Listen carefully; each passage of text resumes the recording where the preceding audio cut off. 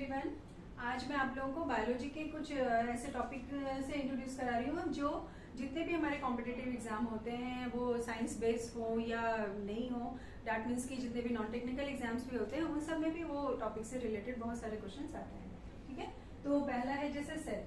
ठीक है, cell chapter हमारा सबसे इम्पोर्टेंट चैप्टर होता है क्योंकि हमें पता है कि जितने भी लिविंग बींग्स हैं वो उन सबका जो उनकी उत्पत्ति हुई है वो सेल के थ्रू ही हुई है।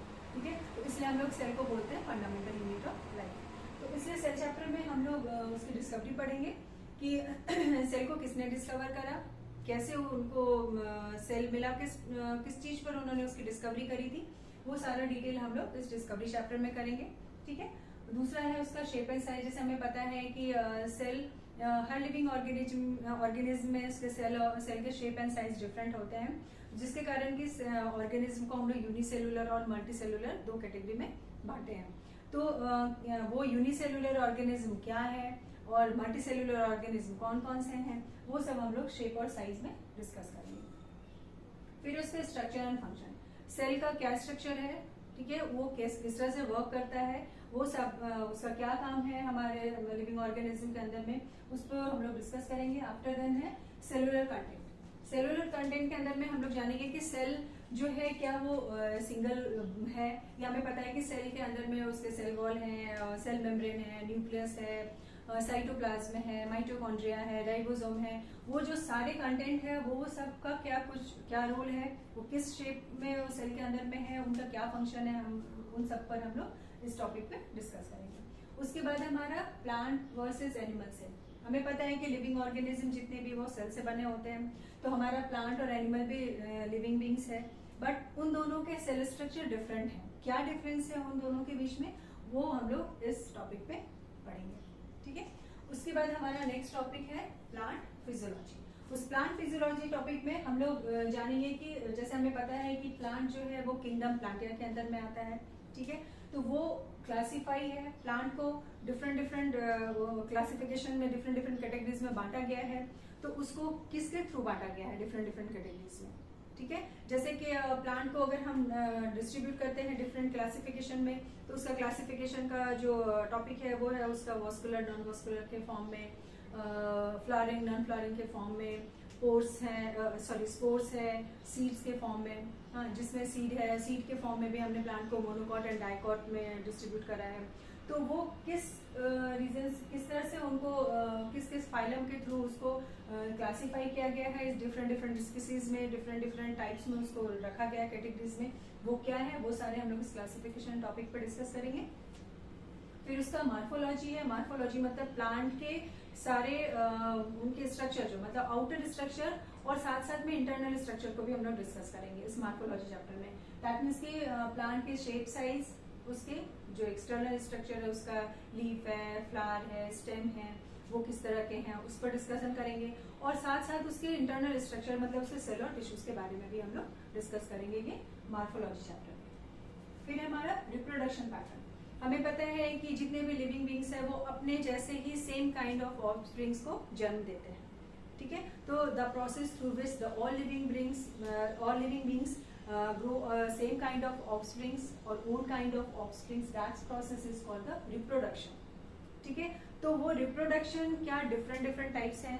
हाँ, जैसा कि प्लांट में हमें पता है कि प्लांट जो है वो एसेक्सुअल एंड सेक्सुअल दो मोड ऑफ रिप्रोडक्शन होते हैं प्लांट में। तो वो एसेक्सुअल रिप्रोडक्शन क्या है, ठीक है, कि कौन कौन से प्लांट है जो एसेक्सुअल रिप्रोडक्शन के अंदर में आते हैं, वो किस तरह से अपने सेम काइंड ऑफ ऑफस्प्रिंग्स को जन्म देते हैं, और सेक्सुअल रिप्रोडक्शन क्या है, उसके कैटेगरी में कौन कौन से प्लांट आते हैं, ये सब हम लोग रिप्रोडक्शन पैटर्न के अंदर में डिस्कस करेंगे। फिर आता है प्लांट डिजीज। जैसे कि हम लोग देखते हैं कि प्लांट जब है, हमने पेड़ लगाया है तो उसकी पत्तियों पे कभी कुछ एक व्हाइट पाउडरी सब्सटेंस दिख जाता है, तो जिसके कारण पत्तियां ढंग से ग्रो नहीं कर पा रही हैं, फ्लावर आए हैं, बड आए हैं, लेकिन फ्लावर प्रॉपर नहीं ग्रो कर पा रहा है। ओके, प्लांट प्रॉपर मतलब उसका डेवलपमेंट नहीं हो रहा है अच्छे से, तो कुछ तो रीजन होगा। तो क्या रीजन है उसको हम लोग जानेंगे। दैट मीन्स कि प्लांट के जो मार्फोलॉजी है, उसका जो आउटर बॉडी स्ट्रक्चर है, उसमें कुछ ऐसे प्लांटन्स अटैक किए हैं जिसके थ्रू के प्लांट प्रॉपर ग्रो नहीं कर पा रहा है। That's called the plant disease. तो इस चैप्टर में हम लोग इस टॉपिक पे हम लोग प्लांट डिजीज टॉपिक पे हम लोग उस पर डिस्कस करेंगे कि ऐसा क्या है, कौन कौन से रीजन से प्लांट प्रॉपर ग्रो नहीं कर पाता है। उसके बाद है हार्मोन्स, क्या हार्मोन्स है, प्लांट हार्मोन्स कौन से हैं जो प्लांट को प्रॉपर ग्रो करने में, उसको डेवलप करने में हेल्प करते हैं, वो सब हम लोग प्लांट हार्मोन चैप्टर में टॉपिक में डिस्कस करेंगे। फिर है एनिमल फिजियोलॉजी। एनिमल फिजियोलॉजी, जैसा कि हमें पता है कि एनिमल जो है किंगडम एनिमलिया के अंदर में आता है, तो इसका भी क्लासिफिकेशन हम लोग पढ़ेंगे कि एनिमल को किस तरह से उसको कैटेगरी में बांटा गया है। हमें पता है कि एनिमल को दो तरह से बांटा गया है, एक वर्टिब्रेट और इनवर्टिब्रेट। तो वर्टिब्रेट क्या है, इनवर्टिब्रेट क्या है, वर्टिब्रेट के अंदर में कौन कौन से स्पीसीज आते हैं, कौन कौन सी फैमिली आती है, कौन कौन से एनिमल्स आते हैं, और इनवर्टिब्रेट के अंदर में कौन कौन सी स्पीसीज है, कौन कौन सी फैमिली है, ये सब हम लोग एनिमल क्लासिफिकेशन के अंदर में डिस्कस करेंगे। फिर है उसकी morphology and habitat. Morphology animal की वही एक्सटर्नल बॉडी स्ट्रक्चर पर डिस्कस करेंगे, हम लोग पढ़ेंगे। और उसका हैबिटेट, डिफरेंट डिफरेंट एनिमल जो है वो डिफरेंट डिफरेंट इन्वायरमेंट में सर्वाइव करता है, तो वो क्या एनिमल है, उसकी बॉडी स्ट्रक्चर ऐसा क्या है जो उस इन्वायरमेंट में उसको सर्वाइव करने में हेल्प करता है, उसमें वहाँ पे वो उसका हैबिटेट बन जाता है। तो इस चीज को हम लोग मॉर्फोलॉजी एंड हैबिटेट चैप्टर में डिस्कस करेंगे। देन मोड ऑफ रिप्रोडक्शन, जैसा कि हमें पता है कि हर लिविंग बींग्स अपना सेम काइंड ऑफ ऑफस्प्रिंग्स को जन्म देते हैं, तो एनिमल भी देता है, तो उसका मोड ऑफ रिप्रोडक्शन क्या है, ठीक है। एनिमल के जैसे मोड ऑफ रिप्रोडक्शन है, हमें पता है कि दो तरह से वो, एक बाय लेइंग एग और दूसरा by giving the birth of baby और यंग वन। तो वो क्या है कि उन दोनों category of mode of reproduction के अंदर में कौन कौन से एनिमल आते हैं, उन सबको हम लोग मोड ऑफ रिप्रोडक्शन चैप्टर में डिस्कस करेंगे, ठीक है। फिर हमारा आता है हेरिडिटी एंड इवोल्यूशन।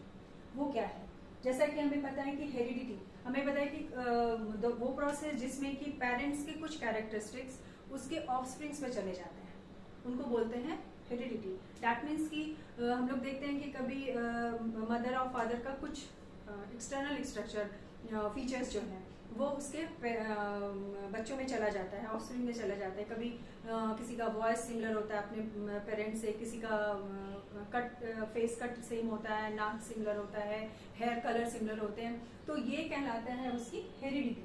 तो इस चैप्टर में हम लोग पढ़ेंगे कि कैसे ये होता है। उसके लिए एक लॉ है, that's called the Mendel law. तो इसके अंदर में हम लोग मेंडल लॉ को डिस्कस करेंगे कि मेंडल लॉ के थ्रू हमें ये पता चलता है कि क्या कैरेक्टर पेरेंट्स से ऑफस्प्रिंग में जाता है और ये कैसे होता है, इस पर हम लोग डिस्कस करेंगे। और वही इवोल्यूशन, जब जीवों की उत्पत्ति हुई है तो वो डेवलप भी कर रहे हैं, तो कैसे डेवलप कर रहे हैं, ठीक है। तो ये सारा हम लोग हेरिडिटी एंड इवोल्यूशन चैप्टर पे पढ़ेंगे। फिर आता है हमारा ह्यूमन बॉडी। ह्यूमन बॉडी हमारा सबसे इम्पोर्टेंट चैप्टर है। क्यों? क्योंकि एक लिविंग बींग्स है, वो तो सारे सिस्टम से वर्क करते हैं, बट हम लोग स्पेशली इस चैप्टर में ह्यूमन बींग के सिस्टम को डिस्कस करेंगे। मतलब ह्यूमन बींग के अंदर में जितने भी सिस्टम है जिससे कि एक ह्यूमन बॉडी वर्क करता है, वो क्या सिस्टम है उसको वन बाय वन हम लोग डिस्कस करेंगे। जैसे कि हमारा लिखा पहला सिस्टम है हमारा स्केलेटल सिस्टम, जिसको हम लोग फ्रेमवर्क ऑफ ह्यूमन बींग कहते हैं। तो ये सिस्टम कैसे वर्क, क्या है, इसकी क्या नेसेसिटी है, ये क्यों है, इसके अंदर में हम लोग types of bones, types of joints, ये सारे पढ़ेंगे हम लोग स्केलेटल सिस्टम के अंदर में, ठीक है।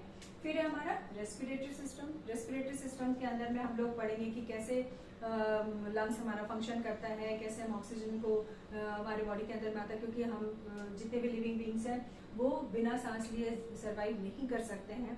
तो वो सिस्टम कैसे वर्क करता है, इस पर हम लोग इस पे पढ़ेंगे। रेस्पिरेटरी सिस्टम है। After that digestive system. Digestive system के अंदर में ही हम लोग structure of teeth, structure of tongue, types of taste of tongue, taste bud of tongues, ये सब पर हम लोग डिस्कशन करेंगे डाइजेस्टिव सिस्टम के अंदर में। फिर है हमारा सर्कुलेटरी सिस्टम। सर्कुलेटरी सिस्टम क्या है? सर्कुलेटरी सिस्टम के अंदर में हम लोग ब्लड का सर्कुलेशन कैसे होता है हमारी पूरी बॉडी पार्ट में, कैसे वो हार्ट तक जाता है और फिर हमारी बॉडी में, पूरी बॉडी में वो सर्कुलेट होता है वाया विच मीडिया, वो सारा हम लोग सर्कुलेटरी सिस्टम के अंदर में डिस्कस करेंगे। और साथ साथ में हम लोग इसमें टाइप्स ऑफ ब्लड को भी, ब्लड ग्रुप जो है उसको भी पढ़ेंगे, क्योंकि हमें पता है कि ह्यूमन बींग्स में different different kinds of blood groups होते हैं, वो क्या है, कैसे है, ये हम लोग सर्कुलेटरी सिस्टम में डिस्कस करेंगे। फिर हमारा आता है नर्वस सिस्टम। नर्वस सिस्टम के अंदर में हम लोग उसकी जो ब्रांचेज हैं, किस तरह से हमारी पूरी बॉडी में जो सेंस ऑर्गन है जो वर्क करता है थ्रू द नर्व्स, वो कैसे वर्क करता है, वो सारे सेंस ऑर्गन को हम लोग नर्वस सिस्टम के अंदर में डिस्कस करेंगे। फिर हमारा आता है रिप्रोडक्टिव सिस्टम, वही रिप्रोडक्टिव सिस्टम पढ़ेंगे कि क्या है, कैसे रिप्रोडक्टिव सिस्टम वर्क करता है जिससे कि नए ऑक्सीडेंट्स की का जन्म होता है। फिर है लास्ट हमारा एक्सक्रीटरी सिस्टम। तो इस तरह से ये ह्यूमन बॉडी के अंदर में हम लोग ये सारे सिस्टम्स को पढ़ेंगे, ठीक है। फिर हमारा आता है नेक्स्ट है हमारा न्यूट्रिशन। न्यूट्रिशन क्या है? न्यूट्रिशन के अंदर में हम लोग जानेंगे कि कौन कौन से न्यूट्रिएंट हैं जो हमारी बॉडी के प्रॉपर ग्रोथ, हमारी बॉडी को हेल्दी और फिट रखने में हेल्प करते हैं, जैसे कि प्रोटीन है, कार्बोहाइड्रेट्स है, फैट्स है, विटामिन है, मिनरल्स है, रफेज है, वाटर है। ये सब का क्या रोल है हमारी बॉडी को फिट एंड हेल्दी रखने में, ठीक है। किस तरह से हमारे बॉडी के प्रॉपर ग्रोथ में हेल्प करता है, ये सारा हम लोग इस न्यूट्रिशन चैप्टर में पढ़ेंगे। दैट मीन्स की ऑल काइंड्स ऑफ न्यूट्रिएंट्स के बारे में हम लोग डिस्कस करेंगे। आफ्टर दैट डिजीज और डेफिशिएंसी डिजीज। डिजीज क्या है, बीमारी क्या है, कैसे हम बीमार हो जाते हैं, ठीक है, क्या कारण है बीमार होने का, और अगर बीमार है तो क्या बीमारी के भी कुछ कैटेगरी है। जैसे हमें पता है कि डिजीज भी 2 टाइप्स ऑफ होते हैं, communicable disease and non communicable disease. तो ये कम्युनिकेबल डिजीज क्या है, ठीक है, उसके अंदर में कौन कौन सी बीमारियां आती है जो कम्युनिकेबल डिजीज के अंदर में आती है, नॉन कम्युनिकेबल डिजीज क्या है, उसके अंदर में कौन कौन सी बीमारियां आती हैं, ये सब हम लोग इस डिजीज टॉपिक पे डिस्कस करेंगे। फिर है डेफिशिएंसी डिजीज। डेफिशिएंसी डिजीज मतलब जैसे हमने कहा कि न्यूट्रिशन, इसके प्रीवियस चैप्टर में हमने देखा था न्यूट्रिएंट्स के बारे में। तो वो सारे न्यूट्रिएंट्स अगर हमने प्रॉपर इंटेक नहीं करा है, उनमें से कोई भी न्यूट्रिएंट्स की अगर हमारी बॉडी में कमी है तो उसके कारण हमारी बॉडी में डिजीज आती है। That disease is called the deficiency disease. तो वो कौन से न्यूट्रिएंट के कमी से हमारी बॉडी में क्या बीमारी होती है, ठीक है, और उसको कैसे हम प्रिवेंट कर सकते हैं, ये सब हम लोग डेफिशिएंसी डिजीज टॉपिक में डिस्कस करेंगे। फिर आता है हमारा इकोलॉजी एंड इकोसिस्टम। ये क्या है? इकोलॉजी इकोसिस्टम दैट मीन्स कि हमें पता है कि हमारा इन्वायरमेंट और लिविंग बीइंग्स और नेचर के साथ कॉम्बिनेशन के साथ रह करके उसको मतलब इन्वायरमेंट हमारा बैलेंस हो रहा है ना। तो वो बैलेंस किस तरह से हो रहा है, हाँ, क्या है, किस तरह से लिविंग बीइंग्स इन्वायरमेंट को बैलेंस करके रख रहे हैं, हाँ, तो उसको हम लोग इसमें पढ़ेंगे, जिसके कारण हम लोग, जिसमें हम लोग इकोलॉजी और इकोसिस्टम के अंदर में हम लोग फूड चेन और फूड वेब के बारे में भी पढ़ेंगे कि क्या है ये, किस तरह से ये हमारे इन्वायरमेंट को बैलेंस करके रखे हुआ है।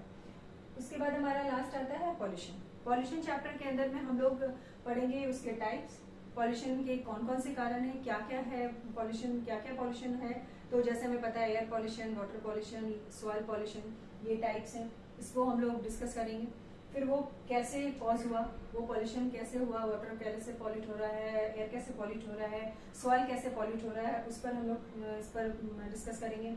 उस अगर कोई चीज पॉल्यूट हो रहा है तो वो हम लिविंग बीइंग को पर इम्पैक्ट डाल रहा है, हाँ, कुछ ना कुछ उसका साइड इफेक्ट हम पर हो रहा है। तो उससे वो पॉल्यूशन के थ्रू हमारे लिविंग बीइंग्स में क्या डिजीजेज कॉज हो जाती हैं, क्या डिजीज हो जाता है उस पॉल्यूशन के कारण, उस पर हम लोग पढ़ेंगे। जितने भी लिविंग ऑर्गेनिज्म हैं उसमें, और उनका प्रिवेंशन, कैसे उसको हम लोग प्रिवेंट कर सकते हैं, कैसे हम उससे बच सकते हैं, उसको रोक सकते हैं, इस पर हम लोग डिस्कस करेंगे। तो इस तरह से ये सारे टॉपिक पर हम लोग डिस्कशन करेंगे, 1 बाय 1 सारे टॉपिक को डिटेल से जानेंगे, जिससे कि इससे रिलेटेड जितने भी क्वेश्चंस आए वो हम बहुत इजी वे में सॉल्व